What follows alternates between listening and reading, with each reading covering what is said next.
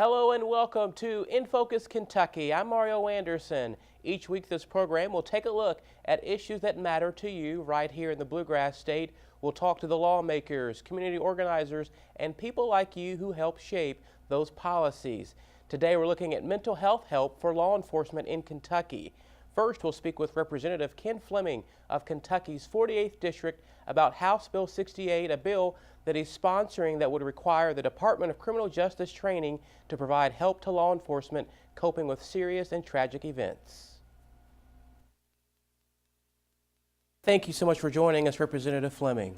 Thank you. I appreciate being here, Mario. And talk with us about this bill that you have been working on. Give us an overview of kind of how it all came together. Well, House Bill 68 basically deals in support the law enforcement officers that come across a very tragic situation when they encounter some type of horrific event. It really originated back in this past summer. The House and the Senate have joint meetings, and we entertain ideas and suggestions and thoughts and updates on different cabinets and what they're doing and so forth. Well, the Commissioner, Deputy Commissioner, and Travis Tindall came and made a presentation to us and talked about this program that provides a lot of mental health services and support to law enforcement officers. And there is a really good program in South Carolina where they basically help law enforcement officers to go through these situations. And from that meeting, I got really interested because I've got about 4 or 5 years in running a mental health center in Louisville, Kentucky, and understanding the traumatic events and situations from just the horrific scene you might come across from a horrific violence or shooting, whatever. That takes a really puts a really strong impression on one's mind, and to get over that involves a lot of situations, a lot of challenges. So with this meeting that we had, I really got interested and say, hey, I see a connection here, and I see where it's something we need to really develop and try to implement more of a permanent statutory program that these law enforcement officers can have, not only for this year, but for years to come. I mean, in addition to that, it really takes a holistic approach, and that's what really I liked about this program, Mario, and that is, when it takes a holistic approach, it involves a whole family, because when you look at the whole family, it affects everybody. That's right. And so by doing that and treating the officer, you can also treat the whole family to come over across the situation. So this meeting this summer, we worked on it for the past 6-7 months, and we introduced it about a couple weeks ago. And talk about funding for the bill. How does that work? Is there, where would funding come from this bill? Well, that's a great question, Mario, because you know, and a lot of people know that we're in very strapped in terms of money and a budget. You have to hand it to the department. They're very creative, and they're going to absorb the costs in doing this. So there's going to be no appropriations with this whatsoever. So that's a relief.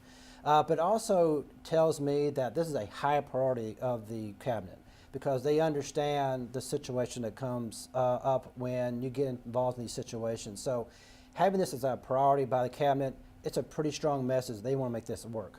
And talk about with the research that you've been doing on this, are there other programs across the country that have any similar things in place like this? There are some, not as many as you might think, but there are some. I just mentioned about South Carolina has one. And so this is really designed for law enforcement officers. And I believe the firefighters, they have something similar to it. And even though there might be similar situations that come up, for the most part, the law enforcement officers probably need a little special customized design and program to do this. So there are some other programs out in the state, out in the country, and this program is designed pretty much after the one in South Carolina. And you mentioned earlier with your background in mental health, right. So you've been able to kind of analyze this over the years, is that correct? I have. There are multitude of problems and challenge that people come across, from depression, anger management, marriage and family therapy type of situations. So In our center, we see we're starting to see an increase in suicide, unfortunately, and then tragically, and particularly when it comes to youth. These law enforcement officers will come across a situation, they'll have a really strong impact.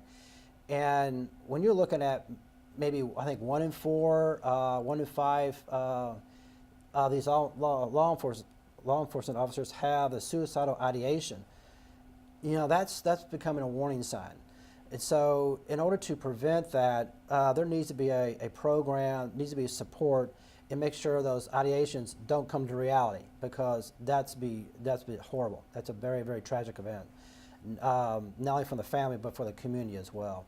So there's a lot of statistics, a lot of analysis, a lot of data available that help identify where situations come up, how to address that, and then go down a path of healing these law enforcement officers. Well, Representative Fleming, we really appreciate you making time to talk with us about this bill that you're sponsoring and getting work done with that. Well, I appreciate the opportunity. Mental health is a taboo, and we really need to shine a whole lot more light on mental health issues. And this is just one particular component in making sure that we bring it to light. And thank you very much. Coming up next, we'll speak with retired State Trooper Travis Tennell about a traumatic event he experienced while in uniform. Next on In Focus Kentucky.